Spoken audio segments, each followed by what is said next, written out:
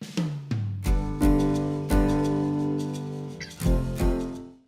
5 a.m. I've been on the road since 4 a.m. and feeling a bit tired. But I'm here on the Lancashire coast. Hope you can hear that. Wading birds, enjoying the early morning, and I'm heading to a place that I've never been to this spot of coast before. I'm heading to a place called Plover Lighthouse. So I've just parked up along the track there, and I'm walking up the coast. It's a lighthouse, quite an iconic lighthouse. It's recently been rebuilt. It was hit by a ferry, of all things, and badly damaged, but it's been refurbished. It's about 15-20 minutes till sunrise. It's a bit cloudy at the moment, but what I'm hoping is as the sun comes up, we get a little bit of light shining across over the hills, and as luck would have it, I'm just rising up a bit. So hopefully you can see, there's a couple of horses there. Quite cloudy. I knew it was going to be cloudy from the weather forecast, but I was already in this area, so I've got to make the most of it. But what I'm hoping is sun's coming up over that direction. As the sun comes up, hopefully some illumination in the sky. If not, let's see what we do. But I can just, you'll probably not be able to see it yet, but I can just see the lighthouse in the distance. So I'm going to walk up. I know the tide is out, and see if I can find any nice compositions, and hope for a bit of light. Can't find the lighthouse. So nice walk, 15-20 minutes along the kind of the side of the beach, and I'm here. Nice thing about the walk, so I'll just spin you around, and just around that, you probably can't see on the GoPro, but just around that headline, you walk along kind of the side of the beach across the fields, and I saw lots of brown hares. Not brown hares, but kind of the mammal, which is probably it is my favourite animal. I've done a lot of brown hare photography. At some stage, I'll try and do a video about photographing brown hares. But I'll put a link in the description below to my gallery, so go and have a look. I love them. So I'm here. Only company are gulls and waders. Sun is up. The sun's been up for about 15 minutes, can't you tell? There's a tiny little bit of colour in the clouds. A very, very slight hint of pink, but nothing more. So I don't think I'm going to get kind of any spectacular sunrise light. So what do? My camera's over there, and I'm just having a wander around looking at compositions. The tide is still going out, so you know it's about another hour and a half till absolute low tide. But that's actually a river. The River Loon runs behind the lighthouse, which kind of just for information was built in 1847, because I checked before I came. But what I'm doing is looking for a composition. It's going to have to be one of those, as you can see from the clouds, it's a bit grey and overcast, so it's going to have to probably be one of those moody shots. But I'll try and find a nice composition. There's these, you can see it's kind of a monotone. Like, it would be spectacular if it was a great sunrise, and maybe at some point in the future I'll come back for either sunrise or sunset. But with the light the way it is, it's quite monotone, a bit like the lighthouse. You know, it's two colours, white and black. The shore is all grey, essentially. So I have to try and find one of those moody images. But to do one of those moody images, you need a good composition. So I'm going to have a wander around and try and find a right composition. I am wondering how it was hit by a ship hit it a couple of years ago, damaged it badly, and it was completely taken down and then rebuilt. But it's ironic that a ship hits a lighthouse. But anyway, going to try and find a composition and then see if we can take some images. There's a tiny little bit of colour in the sky, so nothing to get overexcited about. There's a little bit of colour in the sky, but it's very, very still, so these clouds are hardly moving. But if I hang around long enough, maybe kind of they'll shift a bit and a gap will open up. But in the meantime, I found a composition reasonably happy with, and I'll just talk you through what I'm doing. But sorry, just looking at my feet because it's a bit rough underfoot and I don't want to fall over. I was looking around for composition, and I've mentioned this before. It's always handy, where is it, in my pocket, always handy to have your phone and go onto your camera, and it is always handy just to use your phone to have a few looks at composition. It's much easier than kind of moving your camera around a lot.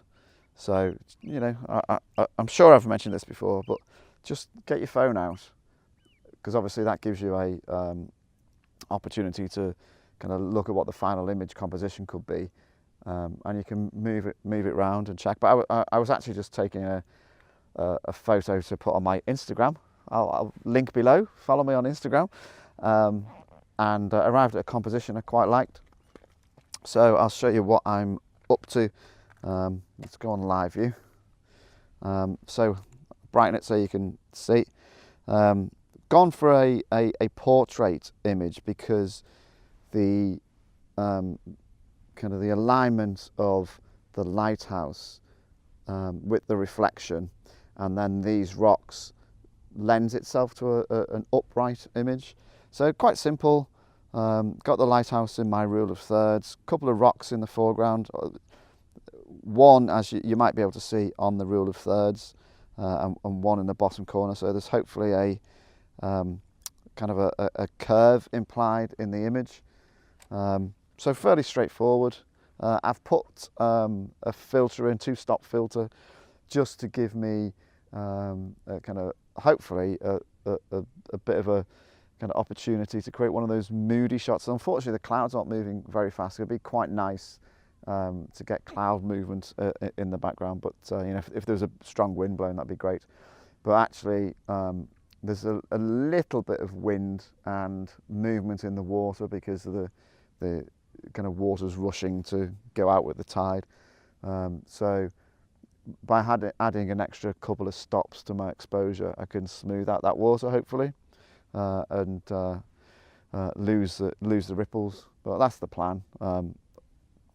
I think this is another one of those that's going to be a black and white, high contrast. But we'll see.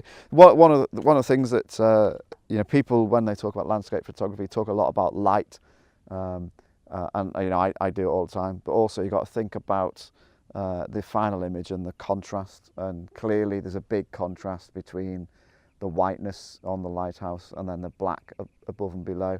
So kind of lends it. Sorry, I'm distracted by kind of some waders flying along the river. Think about the contrast in the final image. So I imagine in my mind's eye I'm seeing quite a high contrast image with the brightness of the sky and the white on the lighthouse and the brightness in this water, but then the darkness of the rocks and the other parts of the lighthouse, and a bunch of turnstones have just landed. So that's my only company here at the moment, is waders. Got it all to myself. I've come away from the lighthouse a bit, just, you know, not too far, but there's always a tendency when you get opportunity to get up close to a lighthouse that you want to fill the frame with the lighthouse kind of big every time. And because I thought that my thought process, sorry again, looking at my feet because I don't want to slip and fall in. My thought process was that it's quite a bleak feel to the landscape. So if I come away from the lighthouse a bit, I can get a composition that conveys that bleakness. So I'll show you what I'm working at using kind of the compass. So you can see that hopefully the lighthouse is quite tiny in the frame, and I'm going for an image that conveys, you know, it's the composition is such that it conveys hopefully the kind of that bleak atmosphere sense of quite a long exposure, 10 seconds, So hopefully, kind of when the image is finally processed, you see the lighthouse, but actually you appreciate it's in a kind of bleak setting. Hopefully that's the plan. And then just I wanted to answer a question. Someone asked me, actually they emailed me rather than put something in the comment about mirror lockup. So I'll just turn live view off because otherwise my battery runs out. So mirror lockup, you might have heard of it. Obviously, when you take a photograph with your camera, your DSLR, when you look through the viewfinder, there's a mirror in there that you can, when you put your eye through and look at the image, there's a mirror in front of the sensor that projects obviously the image up and through the viewfinder, and when you press the shutter release, the mirror swings up out the way, the image is taken, and then the mirror drops back down, and it's usually not an issue at all. But when you're taking exposures, sorry, mosquito, when you're taking exposures that take quite 10 seconds, or the act of the mirror moving up and down can vibrate the camera. So it's, if you're taking sports shots, or it's bright day and your shutters opening quickly, it's not really an issue. But if it's a slow shutter speed, it might add a little bit of vibration and then a little bit of softness into your image. So there is a facility in the camera to apply mirror lockup, and what happens is you apply mirror lockup, you press your shutter button once, the mirror swings up out the way, you then press it again and it takes the photograph, and then the mirror will swing back down, so you eliminate kind of the vibration. However, if you're using live view, the mirror's already about the way. So live view is obviously, you're not using the mirror to see through the viewfinder. So when you activate live view, in fact, let's see if you can, I'll put my microphone closer. You can hear that?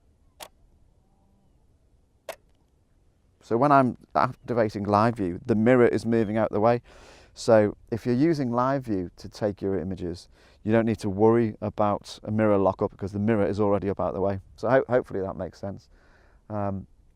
So gone for the bleakness, some swans, Heysham nuclear power station in the distance. There's a tiny bit more light in the sky, so I'm going to hang around a bit. It's still only, let's have a look at what time it is. It's still only 6:30 in the morning. So got a bit of time to hang around and see if the clouds move a little bit. Come round the other side of the lighthouse, so quite a long way down the shore last time I spoke to you, I think, but just came around the other side to see if there's any kind of compositions along here, and the answer to that question is no. It's more, the coastline's more kind of rock pooly on the other side, so there's more foreground interest. So, and the light's not getting any better, so no, not going to take any photos here. So that'll be the end of the film. Hope you've enjoyed the trip to Plover Scar Lighthouse. Ironically, or frustratingly, the weather forecast for later on, kind of late afternoon, evening, is for clear skies.